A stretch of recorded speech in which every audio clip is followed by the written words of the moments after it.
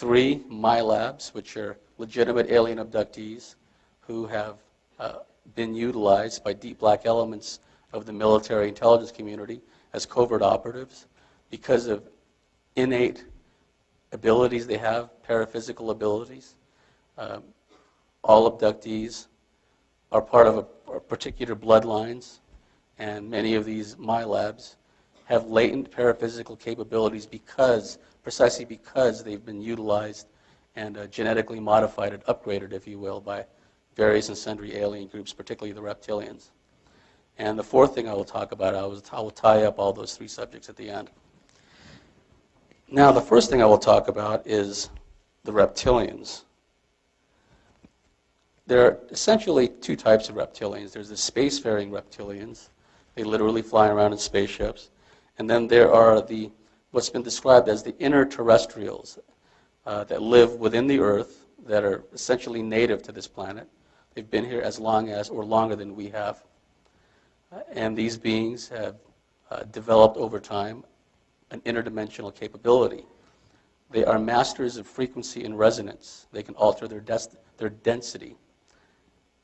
The reptilians have attained control of the surface through a mastery of genetics, through control of the human gene pool, modifying the human race in general and particular bloodlines in particular to the point where they develop attributes, behaviors, and capabilities which advance the reptilian agenda on the surface.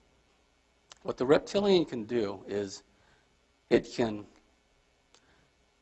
appear, and sometimes she may not be able to see the creature. They can be invisible in the visible spectrum, but you can see the depression of weight that the reptilian is leaving.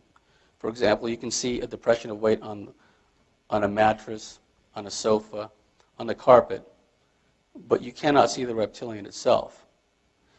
It may choose not to allow you to see it. Now, what the reptilian can also do is it can assume the guise of someone that the woman is attracted to or has been involved with in the past. A reptilian can appear as an ex-boyfriend or someone the gal just got a crush with, someone that she runs into the laundromat, at the apartment complex. The reptilian can appear as that particular person. Or, conversely, if the reptilian wants to engender as much fear and terror from the abductee, it can allow itself, it can reveal itself in its full reptilian glory, if you will. And if you haven't seen a sketch of a reptilian, if you haven't seen a reptilian in person, snout, big eyes, sometimes yellowish, sometimes reddish, vertical slit pupils, sometimes big flaring nostrils, rows of sharp teeth, extremely robust claws, surface. So it causes the abductee, the woman, to freeze up, become petrified and terrified, and all the while the reptilian feeds off of this. A spike when a reptilian manifests, because they don't need spaceships to travel around in. They can open up a portal in your wall, walk right through. Very often you hear stories of them coming out of closets. That's a very common point of entry. For now, just keep in mind that there are some psychics have the ability, when they look at a person, whether they're on TV, out in public, they can literally see a reptilian entity overshadowing the person. We call that person a host because they're wittingly or unwittingly hosting a reptilian entity. Now, most of you are familiar with the problem of crystal meth, also, and a derivative known as crank.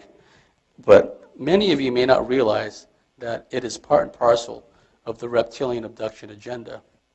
The spouses and the significant others, the girlfriends of crank users have described, is that when their husband or their boyfriend goes into a crank-induced rage, literally sometimes they're like a reptilian lizard-like image just suddenly comes over their face, like overshadows their face. Sometimes their pupils go vertical. So what it shows is crank allows these negative intelligences to take over a human body, sometimes temporarily, sometimes permanently.